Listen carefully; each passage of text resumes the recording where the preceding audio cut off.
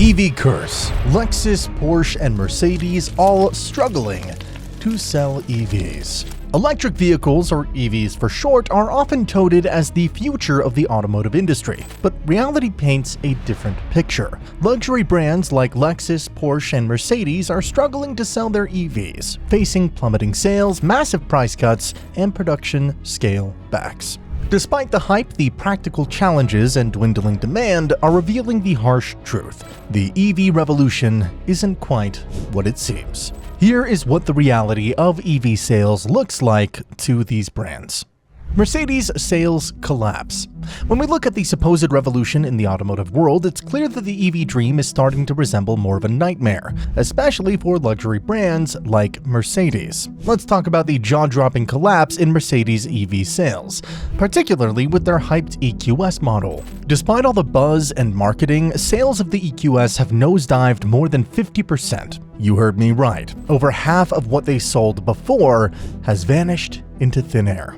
It's not just a dip, that's a full-blown plummet. Now you might think that with such a drastic drop, the market must be picking up elsewhere for Mercedes. Well, plug-in hybrid sales have indeed surged, but here's the catch. The base numbers for these plug-ins were tiny to begin with, so a surge in this context isn't exactly the grand victory Mercedes would like us to believe. It's more like winning a race with only a handful of competitors. What's really telling is Mercedes' reaction to these dismal sales figures. They're scaling back their lofty EV ambitions and reinvesting in the good old internal combustion engine. That's right, the very engines that EV proponents have been trying to declare dead and buried. This pivot back to traditional engines speaks volumes about where the demand truly lies. Let's not forget the EQE and EQE SUV, the supposed stars of Mercedes' electric lineup. Sales of these models fell 47% in the second quarter compared to last year. Year-to-date figures might show a smaller drop, but the trend is unmistakable. It's all going downhill. People just aren't buying into the EV hype like the manufacturers hoped they would.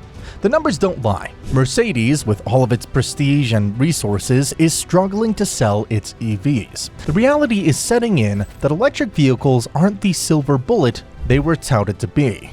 The demand simply isn't there, and customers are clearly voting with their wallets for more reliable, tried and tested combustion engines.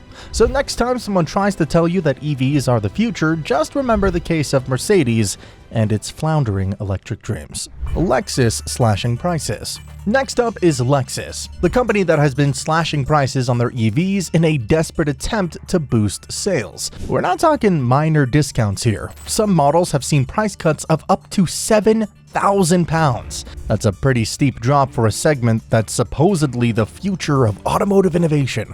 And what's even more telling is that it's not just their EVs getting the discount treatment. Hybrid vehicles, which already offer a more practical alternative to full EVs, are also seeing price reductions. It seems like Lexus is throwing everything at the wall to see what sticks, and these price cuts are a clear sign that things aren't sticking as well as they'd hoped. The motivation behind these price cuts is to attract private buyers in a market that's been largely dominated by fleet demand. Fleets, which often get significant incentives and tax breaks, have been the primary buyers of EVs. Private buyers, on the other hand, have been more hesitant, likely due to concerns about range, charging infrastructure, and overall cost. Lexus is clearly feeling the pinch and is trying to make their EVs more appealing to the average consumer by making them cheaper. But let's not be fooled by the marketing spin. Lexus can dress this up as a generous move to make EVs more accessible, but the reality is they're trying to mask low demand. When a company starts slashing prices this drastically,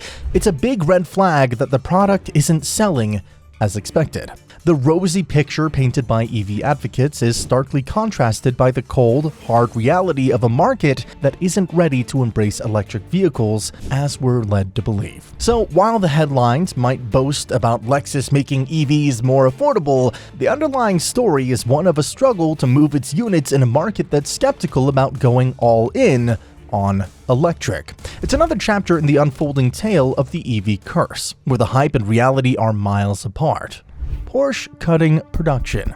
Porsche is no exception to the EV curse. They've recently had to scale back production of their Taycan model, a move that speaks volumes about the cooling demand for luxury EVs. The Zuffenhausen plant, where these high-end electric cars are made, has had to dial down its operation because the excitement over the Taycan isn't quite living up to expectations. The demand for the Taycan, along with other luxury EVs, is taking a noticeable dip. It's a bit of a wake-up call for those who thought the premium electric car market was a gold mine waiting to be tapped. The reality is that buyers aren't as keen on these high-priced electric vehicles as the industry hoped. In Australia, for instance, sales of the Taycan dropped by a staggering 33.7% in just the first half of the year.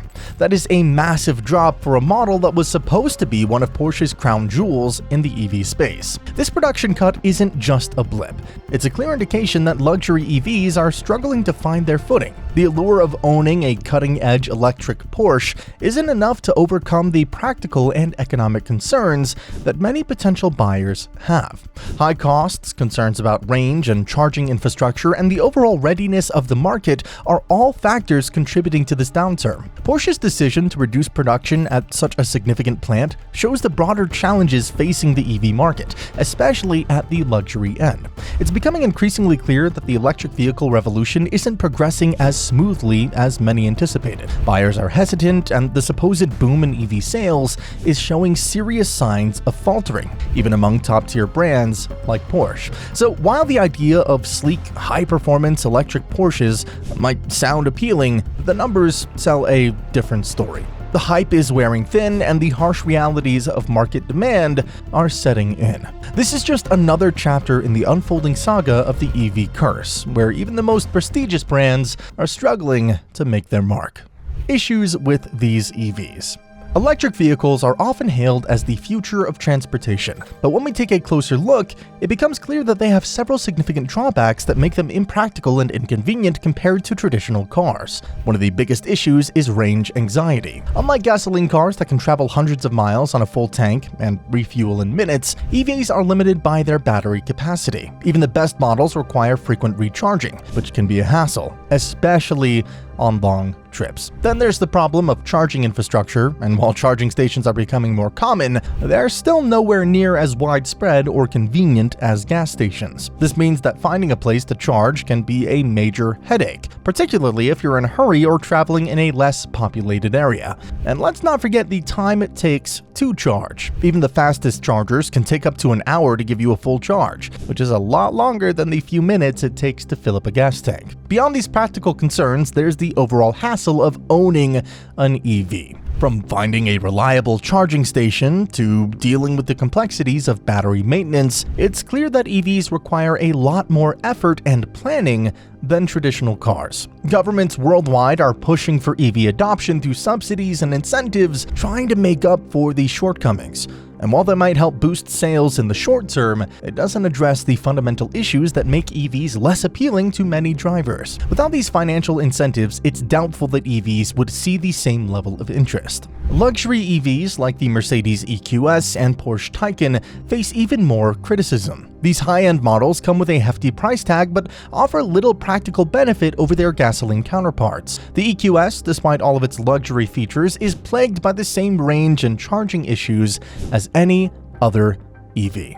The Taycan, though marketed as a high-performance vehicle, still suffers from the same fundamental problems that deter many potential buyers. In the end, EVs may look good on paper and in marketing campaigns, but the reality is far less glamorous. They're burdened with range limitations, a lack of charging infrastructure, and an overall level of inconvenience that makes them a tough sell. As it stands, the promise of an all-electric future is more hype than reality, especially when we consider the practical needs and preferences of everyday drivers.